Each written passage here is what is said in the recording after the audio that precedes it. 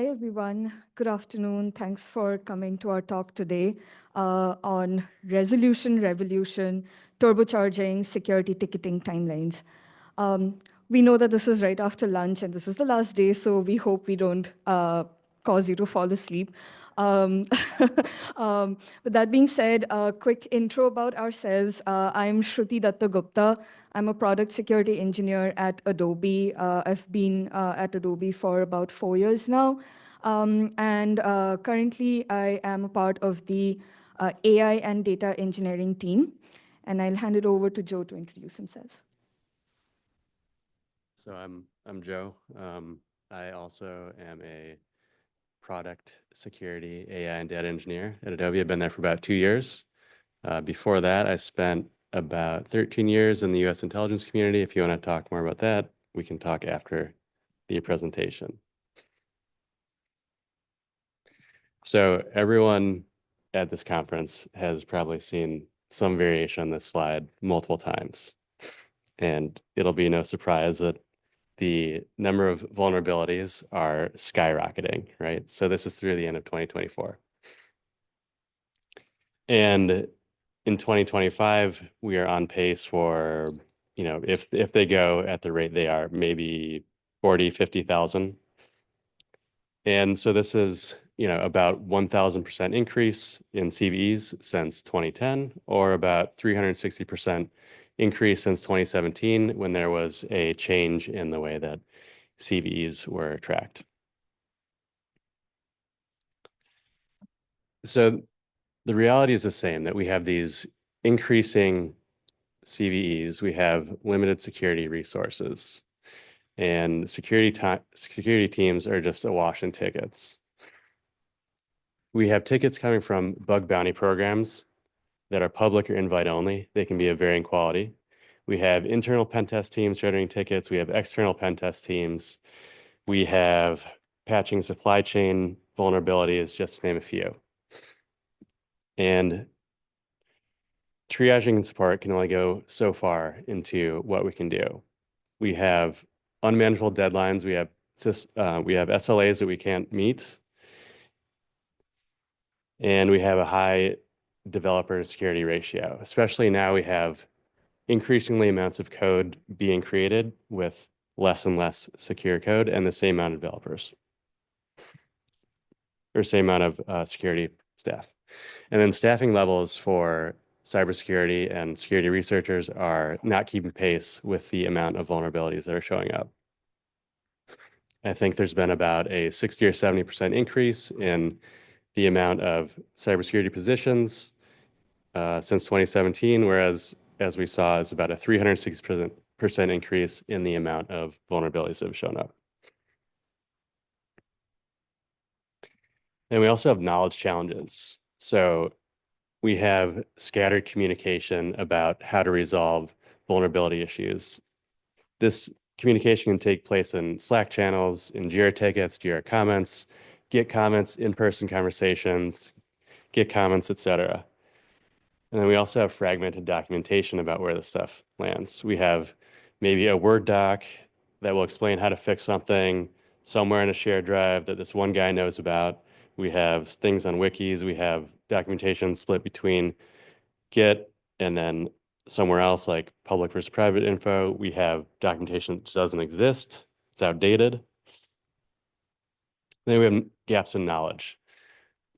Sometimes the information of the vulnerability is just not known about, or we have varying levels of knowledge about it. So why do we care? So we know that the impact of vulnerabilities is real. We know that vulnerabilities can make an impression on a company's reputation. They can have financial impact. They can have personal impacts.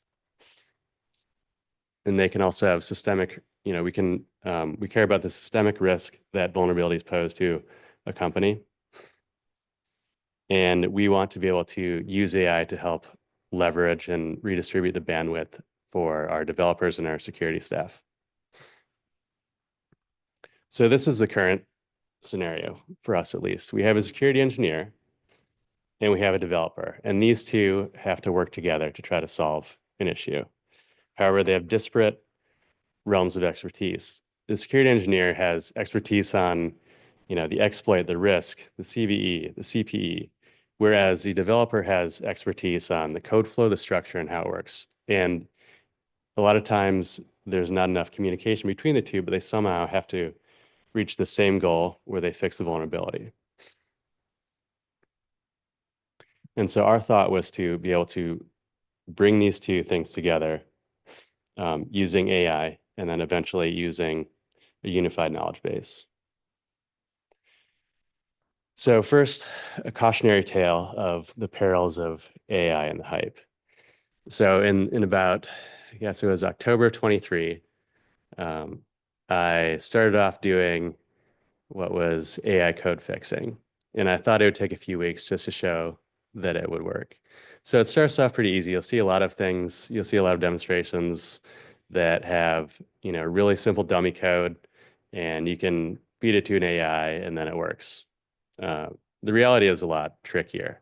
You have inconsistent output formats. You have just a problem of finding a training set. So one of the big challenges is you don't often have, when looking in the real world, you don't have a real piece of code, like a real file of code that's hundreds of lines long with a labeled instance of what the actual vulnerability is. Just finding that was tough. So apart from that, we could do a couple different things. And this whole point of this was we wanted to shift all the way left, as far left as we could, and try to not only just basically find all the vulnerabilities we could that were existing in code and just mitigate things from there. And we wanted to get to the level of automated pull level requests, pull level fixes. A few other strategies that we tried to go this path was we would pull down entire repos and look for vulnerabilities in them using varying prompt strategies. So the problem with that was if you're just pulling down repos, you don't know what the vulnerabilities are, and you have very few ways to actually verify it without a huge manual investment. You could also do things like train a base model LLM with examples of vulnerable code, but then you also have to do things like you have to have an established system where your business is logging the vulnerabilities and then also tracking them in the pull requests, and you can go back and historically pull things and put together a training set that way. But the problem with that is you still have pieces of code that have vulnerable code in it despite that. So a lot of times the same file would show up across multiple different vulnerabilities, and so your training set is just not good. So despite all the hype, AI code fix just was not there. Can we do an exact code fix? Yeah, sometimes you can do it. It'd have to be a really simple example. For instance, if it's SQL injection or a one-liner of cross-site scripting. So many times the context of what you actually need is missing. Maybe your company only uses specific libraries to mitigate cross-site scripting. You have complex logic. Anything that is flowing across multiple files, or if it's dynamic, is going to be extremely hard for LLM to pick up.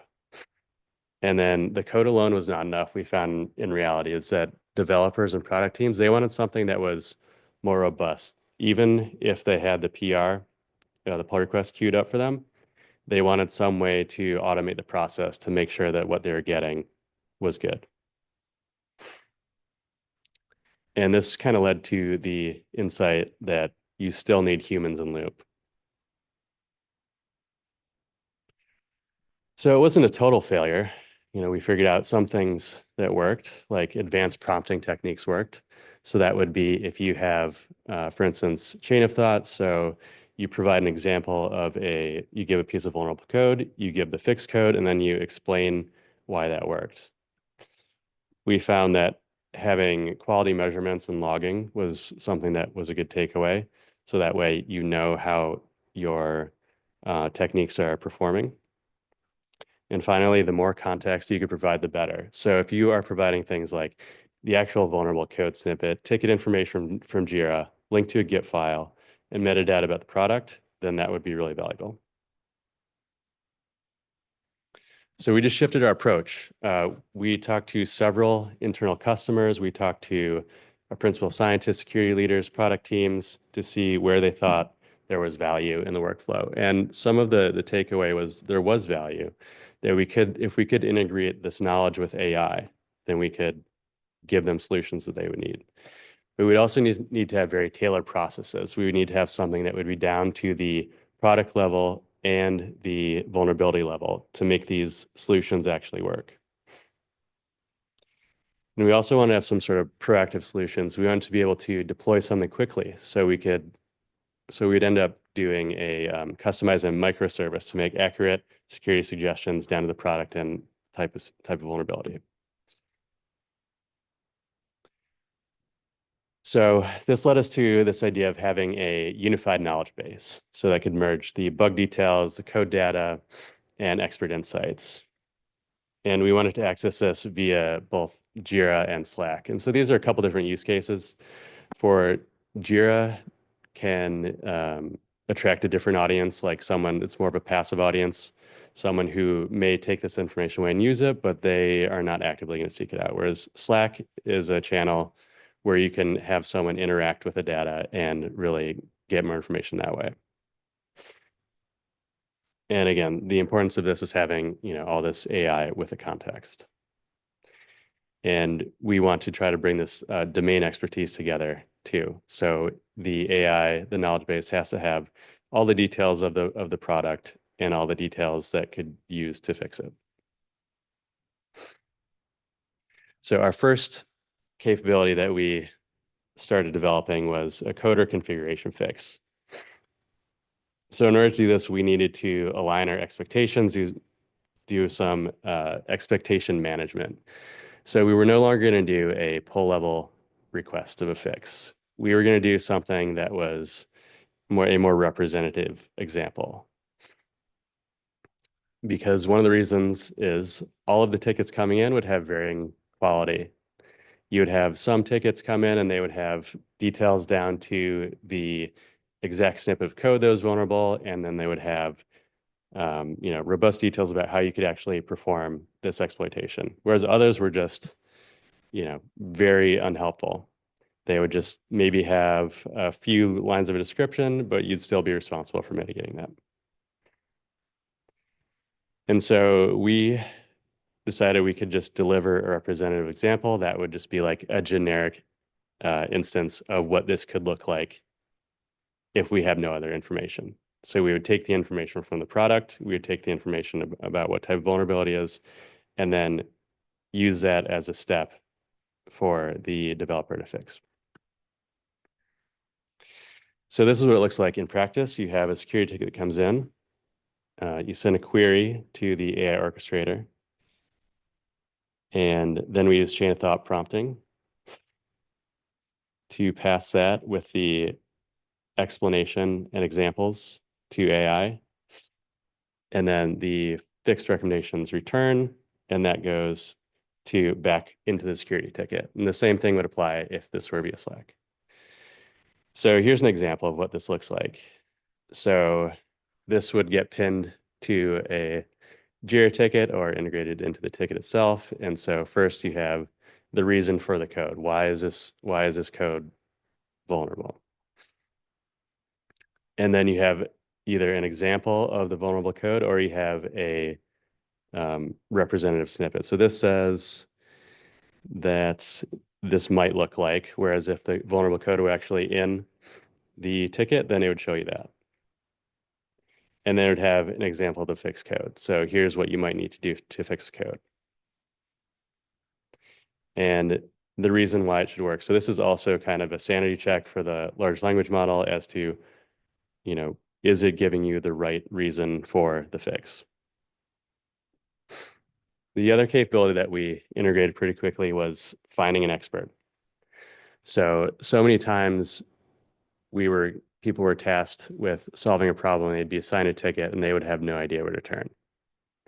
But usually someone has solved it before. And the goal is to reduce the wait time and allow people to collaborate quicker. And so for the expert finder, we'd had a process set up so that you have existing JIRA tickets, and then you take the comments from the JIRA tickets and you run an LLM over the comments to assign an expert to it. So a lot of times within the comment tracking of JIRA, you'd have someone who would filter up as the person who is the expert for this particular issue. So then you're passing that expert along with who the expert is and the vectorized version of the ticket to a vector database. So then when a new ticket comes in, you pass the content and the metadata to the AI orchestrator, and then search for the similar tickets, return the most similar tickets, and then re-rank those. And from there, you can use varying methods to extract which expert you want to use. So you could either say that you want to have the expert return who is most familiar with that specific ticket, or you could say the expert who has maybe like solved 3 out of the 10 tickets. So then what this looks like in practice is you have, again, this is just pinned in a JIRA ticket, is you have the subject matter expert and then why they're the expert. And these are all things that this second capability, this was something that was done in probably a week or so. And just one of the cautions is you may run into issues with your OGC, because sometimes if you're identifying people's names, then that can be an issue. And this is probably more pertinent to European operations than American.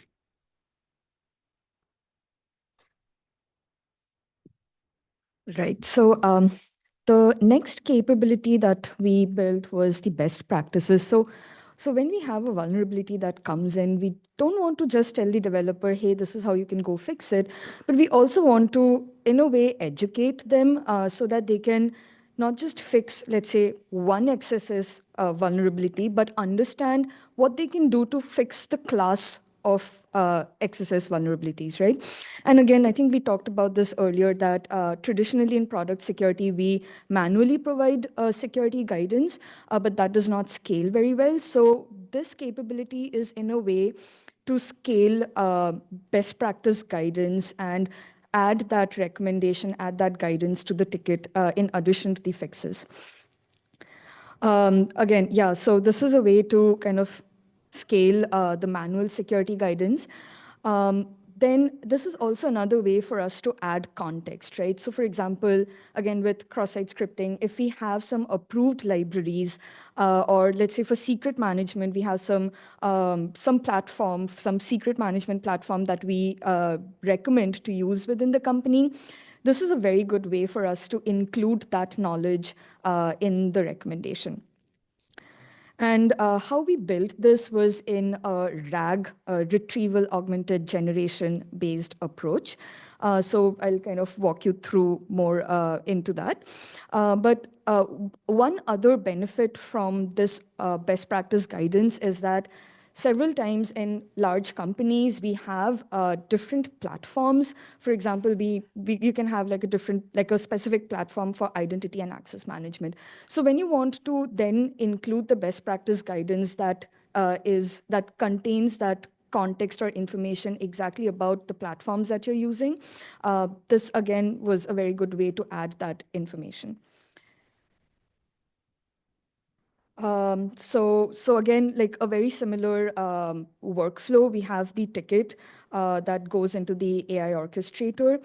So here we introduce the concept of a vector database where we take all of our existing guidance, be it security guidance, platform-related guidance, all of our recommended libraries, tech stack, all of that. So we kind of curate that documentation, that knowledge base, and then we use vector embedding. So we vectorize all of this knowledge base, which is in natural language, to a numerical vectorized format that the models can understand, then store that in the vector database. So then when a ticket comes in, the orchestrator then searches the vector database, finds out what does like a similarity semantic based search to retrieve all of the guidance that is related to the cross-site scripting bug. Um, sends that back along with the system prompt to the model. The model kind of summarizes all of that information and then curates the output and sends it back to the ticket. So let's look at what that looks like. So this is an example. Again, we're taking cross-site scripting as our example here. So we have the summary of the ticket, what the vulnerability is, what the CWE is, and then we're providing Adobe specific recommendation. So this would be your company specific recommendation. Again, what we are using a certain approved library for mitigating excesses. So we say that this is what we recommend, go use this. Then we are giving you like short-term fixes, right? So not just to, again, fix this particular bug, but what can you do to fix this class of bugs? Both short-term as well as long-term, right? So that is, long-term fixes are more to like think about the class of problem in a systemic manner and think how you can kind of identify the root causes and fix them in a more systemic approach. So that was the best practices. Our fourth capability is similar tickets. So one of the things that we found as we worked with the vulnerability management team as well as product teams is that, again, it's like about adding context, right? So we have like over the past so many years, we have like some thousands of tickets. And all of these tickets contain a lot of information, right? So how do we leverage that information again to provide more tailored guidance to the developer? So this is very useful to find references, reference tickets in the past. Let's say you're a new developer in the team, right? You don't understand the code very well, you're still learning, but if there have been similar issues in the past and somebody from your team has already solved it, again, expert finder is one way, but if you have references to past tickets, you can also look through that. Then this also helps us find, like discover patterns, right? Are we finding cross-site scripting vulnerabilities point in time, one or two here and there, or do we have like tens of XSS vulnerabilities that keep cropping up? Because if they do, then that was more of a systemic issue. So this kind of helps you understand also how your product is doing in terms of like what is the security posture for that particular vulnerability looking like for your product. So here again, a very similar workflow. We have the ticket that comes in, and just like the best practice guidance, we followed a similar approach. We used we had some 15 to 20,000 tickets. We vectorized all of them, kind of stored them in the vector database. So whenever a ticket comes in, we search through the vector DB, retrieve the top similar tickets. And then we also added a re-ranking logic over here to fine-tune the results, the search results, and make sure that the retrieved tickets, the top similar tickets, are as close to, like, we reach a high accuracy with the retrieval. And then again, kind of send that back, and then kind of you get the model to read all of that information and build like some trends in that data. So yeah, this is an example excesses that has been found in product X. And then we run the similarity search and then say, hey, we found 97 other tickets that are very similar to this ticket in the last 3 months. And then we give references to what the top 3 tickets are, and then say, okay, what is also the statuses of these tickets, right? Like how many are in progress, how many are blocked, open, and then also the severity trends, like out of all of these 97 tickets, how many are high, critical, medium risk, etc. So again, it kind of helps you understand what the overall scenario is looking like with respect to this vulnerability in your product. So that was a lot of information about like what we did. So in addition to building all of these capabilities, we also thought about feedback and evaluations. Again, when we are building AI systems, evaluation, testing is extremely critical. And I think Joe touched upon this earlier, that having human in the loop, human oversight is so important, right?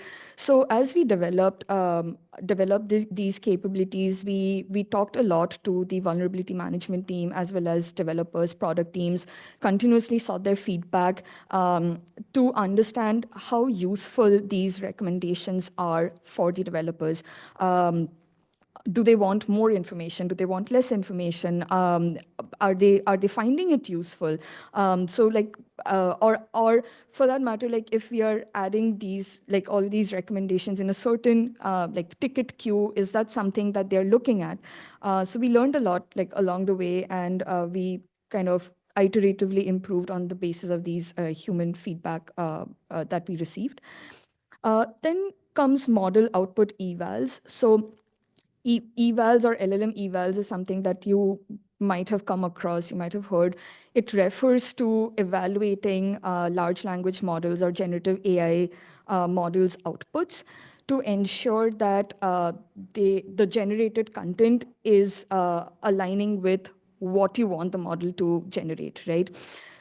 This also includes mechanisms to ensure that your output is, again, like there's no data leakage in the model's outputs, or the model is not hallucinating. It's kind of yeah, so those kinds of things come into the picture with model output evals.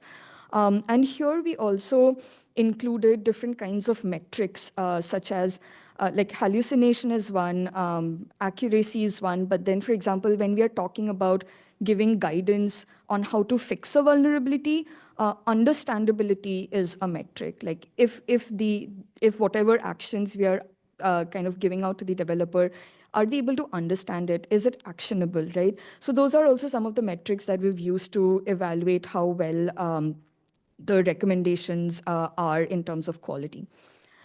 And yeah, and like these approaches have kind of helped us kind of start small, iterate, and continuously improve the quality of the recommendations.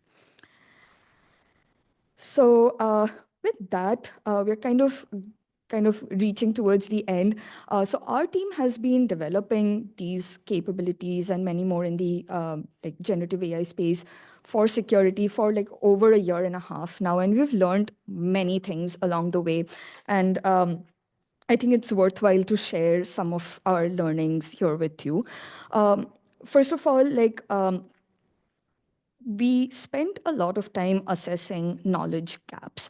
And this kind of ties back to what Joe was talking about earlier, right? Like we have a lot of knowledge spread across the company in wikis, documentations, in human experts, but then there's like so many gaps, right? So what are those gaps? What components of the knowledge do we need to be able to fix a vulnerability? Like understanding that ecosystem, understanding how all of those pieces connect together was extremely important. And we kind of learned this along the way. And the more we spoke with developers, the more we spoke with the PSIRT team, with the vulnerability management team, the more we learned. And it helped us curate what we were building to make sure that they were useful.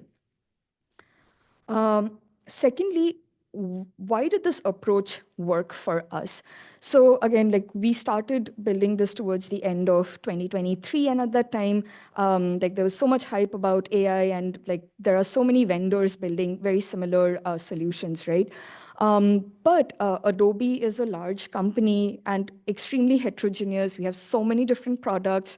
Each product team works very, very differently, different tools, tech stacks, operations, everything is super different. So just a vendor solution off the shelf did not really work well for us, which is why we built this in-house. If you're a smaller company, you might actually not need to do this for yourself. You might just get more value by using a vendor solution. This is a very crucial learning. So our capabilities are designed towards helping developers and security teams. But what we learned is that developers are a very, very crucial part of product security. And I know there were other sessions earlier where this topic has been touched upon. So understanding what developers need, making security easy and accessible for them is very important, because doing like building secure products is the right thing to do, but developers are not incentivized for it. So if we help make it easier for them, they want to do the right thing. They want to ship secure products. So understanding, empathizing with developers, understanding their pain points, understanding their workflows was also very crucial for us. It really helped us develop developer empathy, and yeah, like all the capabilities that we built, we made sure to integrate them, embed them with existing developer workflows so that they don't have to come find the right guidance. The guidance is there for them as and when they need it. And finally, like this is like a new, still evolving area of technology. We learned a lot by starting small, iterating, getting continuous feedback, and then kind of scaling it from there. So what can you take away from this session, from our journey? First of all, AI is a very powerful tool to help reduce human toil. We have over many years, we've automated a lot of parts of security workflows, but there are still aspects of different security workflows that are still manual and tedious. And whenever there is a lot of data, a lot of knowledge in natural language, AI, as in large language models, generative AI, in their current capabilities, are really, really powerful to kind of ease some of these workflows and reduce human toil. Um, Context is king. I know there's been a lot of discussions about context as well, right? General purpose models or general purpose LLMs can be curated and catered for your use case by adding the right context. And we showed you many different examples of how we added more and more context to make sure that we have more control over what the models are doing, what outputs they're generating, and at the same time, tailoring the model's outputs for what we need and our use cases. Yeah, like empowering teams. Security is a team sport. There is and as a part of the team sport, like product engineering developers are an essential part of doing security right. So like we learned along the way of how we can empower them, how we can make security easier for them. And this is, I think, one thing that I think we would encourage everybody to also think about, how we can make security seamless, accessible, and easier, not just for security teams, but also for engineering teams. Finally, you can build this too. Uh, like our team was all security engineers. None of us were AI engineers, but we learned along the way. And a lot of the like you can build the skill set around AI development. There are a lot of free and really high quality resources.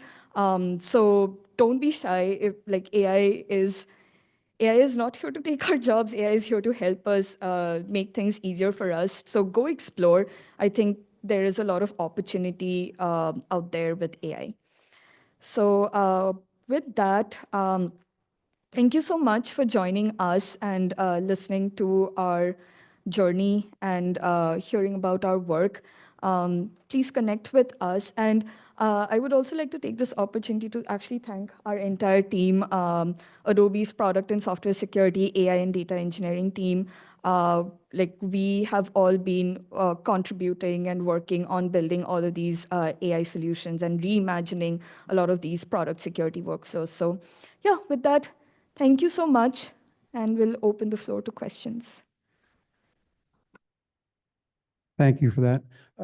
What are you able to share what technologies you used in your AI stack? Yeah. I've been considering some of these same things, and I counted about 15% of our presentations this week that had AI in the title. This one doesn't, so now we're up to 16 that cover the topic and a few other stealth ones in there. So I've been communicating these things back to the team, and just like to hear some insights on the stack if you're able to share that. Yeah, of course. Thank you. And Joe, add on if I miss anything. So we've basically been using models from Azure OpenAI. Again, when we are building stuff for a large company at an enterprise level, you need to use trusted AI providers. So that was the route we went when it comes to the models themselves. In addition to that, we have been using LangChain, Langsmith, LangGraph. Those are all like the platforms for building these solutions, evaluating, like platforms for evaluating, logging, monitoring the outputs. And then LangGraph is also the platform to build some of these agentic and graph-related workflows. Those are the top ones. Am I missing anything? And the vector. Oh, yes. And then we have, yes, we are using Pinecone's vector databases to do all of the vector search aspects of the workflows. Yeah, that was a good one. Yeah. Not sure if anybody was going to ask the question from Discord, so I'm going to ask it. Have you used this tool for SAST vulnerabilities, or is it used only for SCA OSS? And if used for SAST, any learning/examples from the SAST world? Yeah. So we have experimented with this, using this on SAS. So basically we would take the output of the Sarah file and run it, with the context of, a lot of times it would have the code snippet, and then you'd have the entire file, like vulnerable code file, and you'd have to pass it in. I think at the time that we tried to do this, we didn't have all of the other contextual information that we would need to make it an effective fix. But this is something that, yeah, we did explore this initially, and I think there was some promise to it. It's definitely something to take advantage of if you have existing tools that do it. It's just another thing to add to your collection of tools. Yeah, and to add to that, like